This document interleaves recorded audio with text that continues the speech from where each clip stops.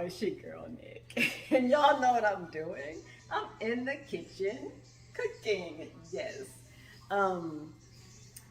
I had a little dilemma tonight. So I've been wanting to make this okra fresh from the garden. We didn't have, normally on Fridays we have grilled okra now because that's like our new favorite thing. And we didn't have it this past Friday, so I was sitting there with a lot of okra left, and I didn't want to just make regular old okra and tomatoes, although I love okra and tomatoes. Didn't want to freeze it, I really wanted to eat it. And I wanted something different. I love curry. Y'all know I love the flavors of the world. So tonight I'm making a kind of a stir-fry curried dish using okra from my garden that I've harvested. I got harvested over the past, over the last week before Friday, starting, early in the week and until today. So I'm also trying to get better about measurements because people try to, they tell me they want to make this dish, but I don't ever give measurements because I don't. I mean, I'm old school. I just kind of throw it in and taste it and make it do what it do. That's what I normally do. But also because I have a very special project coming up, I'm trying to do better, trying to work harder at documenting these things. So I documented today. I have my mise en place ready. Let's see what we got going on for tonight's dish. So I don't know if I said this correctly earlier, but I am making a curried version of the traditional Southern okra and tomatoes. So it'll be more stir-fried and it'll have a little bit of a fresher flavor. So it's not really fried okra and it's not really the stewed okra and tomatoes. And I am gonna add in some sausage for my guys, but I think I'm gonna keep a little bit of it without the sausage because we haven't done a meatless Monday yet. A meatless day this week yet. So what I have here is about 6 ounces of fresh okra. I sliced it on the bias because it's pretty. Y'all know I like to do that. And then I have half of a yellow onion, a medium yellow onion. Here's what it looked like before I cut it, just for reference. That's about the size of an onion I'm talking about. I'm using half of that. In terms of spices, I have a teaspoon of cumin seed. Gives great smoky depth of flavor. I have half a teaspoon of mustard seed. Not mustard, mustard seed. This is what I use to make mustard. But this is mustard seed, and if you've ever tasted mustard greens or the actual seeds of mustard, it's really spicy. So we don't have anything else going on in the spice world from a heat perspective other than that. I have, other than some coarsely ground black pepper, and I have a half a teaspoon of that and a half a teaspoon of salt. And we'll adjust as we go along. You guys know that I always taste as I go along. And I have a lime over here cut up just to give a little bit of extra freshness, and you can add some extra herbs if you want at the end. Cilantro or parsley does really well to cool off the palate. So that's pretty much it in terms of ingredients other than the sausage. Now, I don't know if y'all caught my Kitchen Essentials Part 1 video. It's really good. And this baby right here made the cut. She's my everything pan. This is gonna be a quick cooking, almost like a stir fry, except that the wok, which made the essentials list, the Part 1 essentials list, would not be big enough on the base. Like a wok, of course, the base is very small and then it comes out wide. Not big enough. I need to be able to kind of fry. So the everything pan is gonna be perfect for this. And I'm just gonna get it going. Okay, I have my everything pan here and she's heating up on medium low heat because the first thing I'm gonna do is toast up my cumin seeds and my mustard seeds. And because we're toasting, I'm gonna use, again, a high heat oil, just enough to coat the bottom of the pan. We don't need more because we're not frying. We just want to heat the spices until they start to pop and give off their flavor. So I'm gonna start with my cumin and my mustard. I'm just going to toss it in there and let it go. All right, so my spices are starting to pop. You can kind of see them popping around in there. So it's been about 2 minutes. And now I'm going to turn her down to low, turn my fire down to low. I'm cooking on a gas cooktop.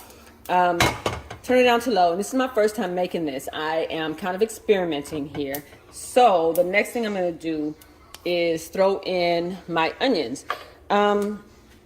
This is a little bit tough because the one thing I don't want to do is put in my okra too soon. Because okra, people always complain about like the sliminess. 2 things, well, this is just 2 tips I'm going to give y'all tonight. There's a lot of different tips on to cut down on the sliminess. But 2 things for sure. Number 1, make sure your okra is clean and completely dry. Completely dry. And then the second thing is to not cook it to death. Because honestly, if you cook your okra for 30 minutes, you might as well cook it for an hour. Once you get too far, it's gonna start to get slimy.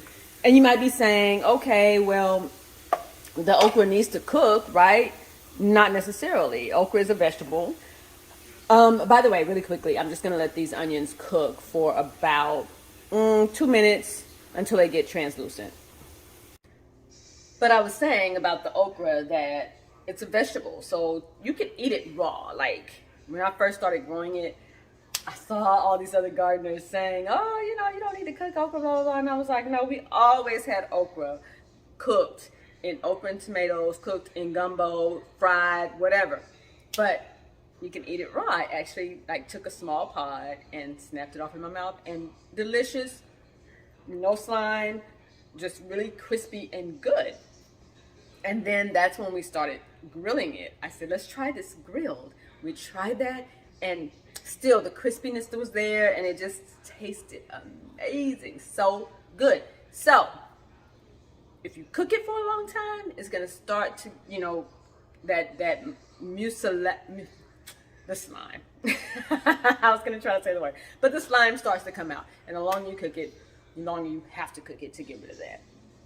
And for that reason, I am going to put my okra in at the very end. That's going to be the last thing I do.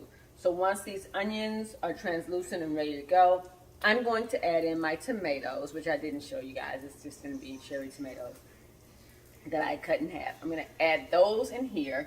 Still, the pan is fairly dry. Like, look at that. There's not much liquid, not much oil. And I'm not going to use liquid from the tomatoes. Add those in, and then at the very end, I'm going to throw in my okra. And now that I think about it, I probably should have made the okra separately. Maybe I'll do that next time. Next time, we're going to do it this way. Or maybe what I'll do is I'll put the okra in and then put the tomatoes after that. Take everything off, put the tomatoes in. We'll see. But either way, the okra needs to not cook forever so that it can stay nice and crispy. So I improvised, y'all. I moved my onion and spice mixture over to a bowl, and I'm going to put my okra now into my hot pan. Because I thought about it. Like I said, this is my first time doing this, so y'all are seeing me create off the cuff here. Sorry about that. So I'm going to go ahead and just get my okra going in the hot pan. If I need to add some more oil, I will. And as this cooks, I'm just going to add a portion of the black pepper and the salt to season the okra itself. And then I think I'm just going to take that off of the heat. Once it browns, I have it on low now because I don't want it to do anything crazy. And then I'm going to take it off the heat, add my onions and tomatoes back in, let that cook a bit, and then add this back in at the end. Yes, that's a plan. So this is frying up really well. I did have to add a little bit extra oil because I don't want it to turn brown. And I probably will add a little bit more oil. But before I do that, my very last seasoning is my curry I'm going to go ahead and add what's going to amount to about half a teaspoon of curry powder. If I had curry leaves, I would use that. But, curry has so much flavor, and I love it. And that's the whole purpose of this dish, is to make it, you know, in India they call okra bhindi. And bhindi masala is just one of my favorite dishes when I go out to eat. So this is kind of a riff on that. That's kind of where it came from. Oh, it smells amazing in here. So I'm just going to let this go for another couple of minutes until it's cooked through but not brown. All right, y'all, let's take a little taste test. No taste test. That is delicious on its own, but I'm just going to move this off to a bowl. And then back into the pan, I'm going to add a wee bit more oil. No, actually I'm not, because there's a little bit, I don't know if you can see it, pooling right here. A little bit of oil in there. So I'm just going to add back my onion mixture.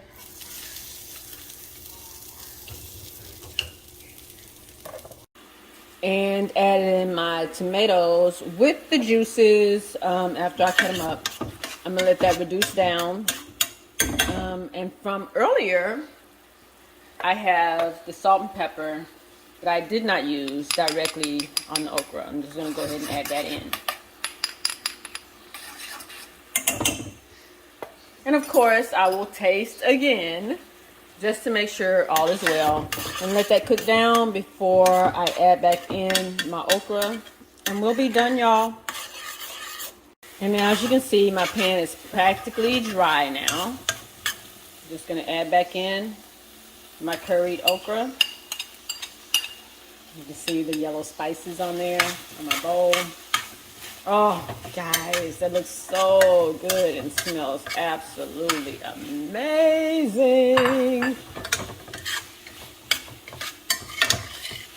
And this just now needs to stay warm because everything has been cooked pretty much separately. And you may think that this doesn't look like a lot. So like I said, my guys are having sausage. That's in that pan back there. I'm just having the okra over rice. And oh my God, so good. Let me give another taste test. Y'all know I want. This is why I don't eat half the time, because I taste test so much that I'm full by the time it's ready for dinner. Delicious. So good.